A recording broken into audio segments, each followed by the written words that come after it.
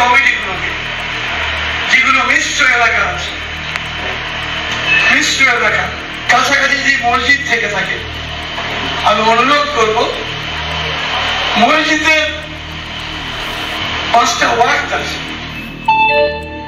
ফরজ নামাজ, জোহর নামাজ, আসর নামাজ, মাগরিব নামাজ আর এশার নামাজ।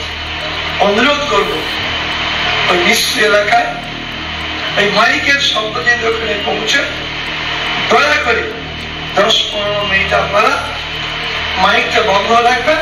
বেলেঘাটা 33-এর পল্লী আমি মেনশন করে দিচ্ছি, আমি আমার টিমকে বলবো এই অংশটা আলাদা করে কেটে বারবার করে চালাতে। বেলেঘাটা 33-এর পল্লীর কর্তৃপক্ষকে বলছি, আপনারা যদি সম্ভব হয় এই এপিসোডটা শুনবেন। আমি আপনাদেরকে বলছি, বেলেঘাটা 33-এর পল্লী পুজোর সময়তে পুজোর থিমে প্যান্ডেলের মধ্যে আজান বাজিয়েছিলেন, অনেক বিতর্ক হয়েছিল। আজকে দয়া করে রফিকুর রহমানের নিদানটা শুনে নেবেন এবং শুনে বুঝবেন যে আসলে এই যে আমরা সম্প্রীতি খেলা করি, আসলে একটা শ্রেণীর মানুষ তারা নিজেদেরকে বিভাজনের রাস্তায় হাঁটার জন্য উদ্বুদ্ধ করে রেখেছে। তারা প্রতি মুহূর্তে হাঁটছে।